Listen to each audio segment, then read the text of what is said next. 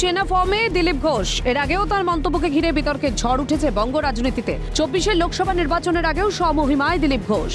সরাসরি তার নিশানায় মুখ্যমন্ত্রী মমতা বন্দ্যোপাধ্যায়। বর্ধমান দুর্গাপুর কেন্দ্রের বিজেপি প্রার্থী দিলীপ ঘোষ মঙ্গলবার ভোট প্রচারে বেরিয়ে মমতাকে কটাক্ষ করে বলেন, মমতার পা টলছে, ঘরের লোক ধাক্কা দিয়ে ফেলে দিচ্ছে।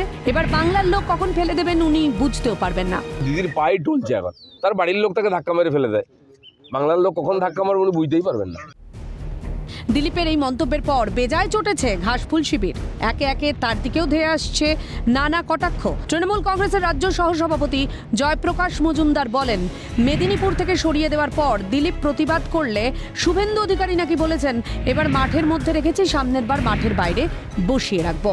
ঘোষকে এই প্রশ্নের জবাব দিতে হবে যে তাকে মেদিনীপুর থেকে সরিয়ে দিল এবং সেক্ষেত্রে দিলীপ ঘোষ তো প্রতিবাদ করেছিলেন, তার উত্তরে নাকি শুভেন্দু অধিকারী তাকে বলেছে এবার অন্তত মাঠের মধ্যে রাখছি, সামনের বার মাঠের বাইরে বসিয়ে দেব, মানে কোথাও দেব না।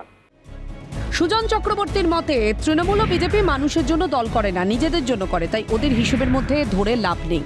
তৃণমূল এবং বিজেপি মানুষের জন্য দল করে না বা মানুষের জন্য রাজনীতি করে না, নিজেদের জন্য করে, ফলে ওদের হিসেব করে লাভ নেই।